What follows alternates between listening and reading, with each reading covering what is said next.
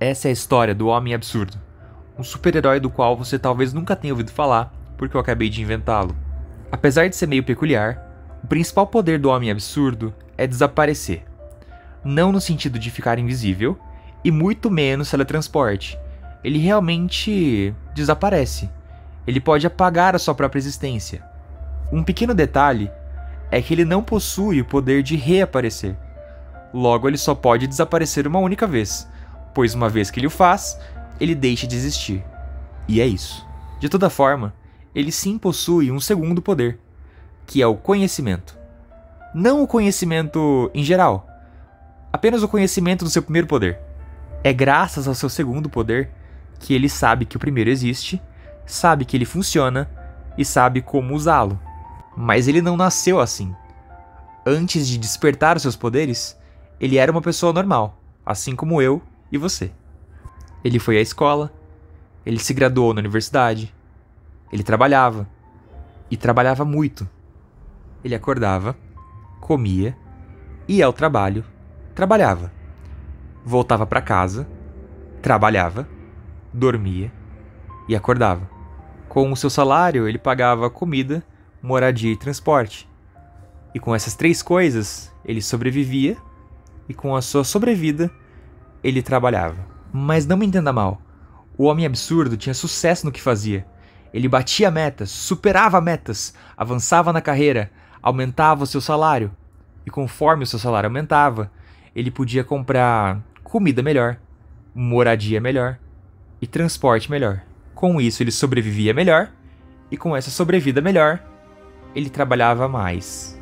Em um dado momento, algo inesperado acontece, e o Homem Absurdo se vê numa corrida de ratos, em que o fluxo é pra frente e quem parar pra descansar fica pra trás. Mas o que foi que mudou? Se perguntava o Homem Absurdo. E isso é muito simples de entender.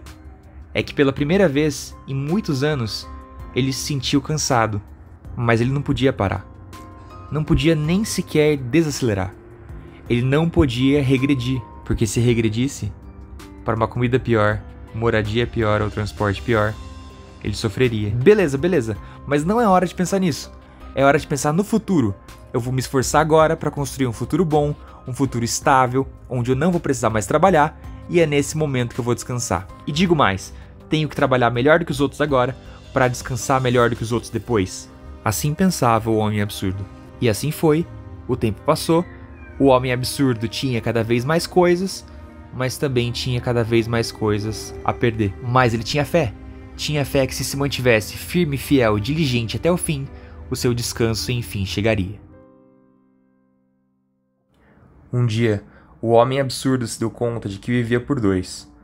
Por ele do presente, cansado, ansioso, cheio de vontades e medo, e por ele do futuro, frustrado, cheio de necessidades, arrependimentos e medo. Mas é assim mesmo, é assim que a vida é. As pessoas trabalham hoje para se preparar para amanhã. Se eu não fizer isso hoje, no futuro eu posso me arrepender. Mas se tudo serve para o futuro serve para quê exatamente? Não serve, não tem que servir para nada. O futuro é inevitável, natural. Não ter um bom futuro implica em ter um mau futuro. Então toda a motivação para se construir um bom futuro é só o medo de se ter um futuro ruim. Calma lá, não pode ser isso. A gente tem uma época em que a gente é cheio de energia e potencial de ação, e outra época em que a gente não tem mais. Então a gente canaliza grande parte, se não toda a energia dessa época boa, para construir um colchão e se preparar para a época ruim. Isso até faz sentido, mas só quando a gente assume que deve, que é obrigatório vivenciar as duas épocas. Bom, mas é obrigatório, se a vida, o valor da vida não é questionável. Por quê? Porque é errado, é simplesmente errado falar contra a vida. A vida é o bem mais precioso que nós temos, o futuro é vida e, portanto, o futuro é uma bênção. O futuro não é uma bênção, o futuro não é um presente. Se a gente tem que se preparar tanto para o futuro é um problema, assim como qualquer outra coisa que a gente tem que resolver. E como todo problema, existe mais de uma solução possível. Sim, mas só uma solução correta, que é se preparar bem e encarar o futuro de frente. Correta para quem? Para todo mundo. Qual seria a outra solução? E foi nesse monólogo completamente insano que o Homem Absurdo despertou seus poderes. E a frustração, é claro, foi imediata. Não seria melhor o poder de mudar o mundo? Desaparecer é uma forma de resolver todos os problemas, mas parece um pouco vergonhoso, desonroso, fácil demais. Parece menos legítimo do que os outros métodos. Mas por quê? Porque isso é jogar fora um grande presente, que não é exatamente um presente, e é um desrespeito enorme com quem nos deu a vida. Que é quem, exatamente? Desde quando eu tenho que ser grato por algo que eu nunca pedi? Se alguém me presentear com uma bomba e me disser que agora é minha responsabilidade desarmá-la, eu tenho que ser grato por isso? Não, mas não se deve comparar a vida com uma bomba. A vida é uma coisa boa. E por quê? Porque é, e acabou. Nada é porque é, e acabou. Tá, esse diálogo com a minha consciência tá sendo muito cansativo e confuso. Talvez eu só deva usar esse poder desaparecer pra sempre e pronto. Mas e se você se arrepender depois? Me arrepender de deixar de existir? Como? Só se arrepende quem existe. Logo, se eu me arrepender, eu não terei deixado de existir. E se eu não tiver deixado de existir, eu não terei do que me arrepender. Mas e se alguma coisa muito boa estivesse prestes a acontecer com você? Desaparecendo agora, você estaria jogando isso fora. E qual o problema? Eu não vou sentir falta disso, porque só sente falta quem existe. Mas e o seu propósito? Se você não tivesse um propósito, não teria por que ter nascido. Logo, se nasceu, deve ter um propósito. Não necessariamente, mas até se eu tivesse um, qualquer argumento que me obrigue a cumpri-lo também justifica trabalho escravo. Esse pensamento é infantil, egoísta, covarde. E qual o problema? Então quer dizer que eu tenho que continuar fazendo todo o esforço necessário para a manutenção da minha própria existência, só porque eu não quero que ninguém me chame de infantil, egoísta e covarde, sendo que eu nem estarei aqui para ouvir isso? Uau, que motivação forte! Como não me dei conta disso antes? O meu maior pesadelo é o julgamento alheio, nossa! Mas e as pessoas que importam para você? Elas têm suas próprias vidas, e ninguém é insubstituível. No máximo, será desconfortável. Mas foi aí que o homem absurdo se deu conta da verdadeira natureza dos seus poderes. Algo que muda toda a história. A graça de poder desaparecer uma única vez não é usar esse poder, mas sim possuí-lo. E de fato, seu maior inimigo é essa entidade cósmica chamada futuro, e não o presente. Com essa percepção, num ato de rebelião e até uma certa provocação contra o futuro, ele decide continuar existindo.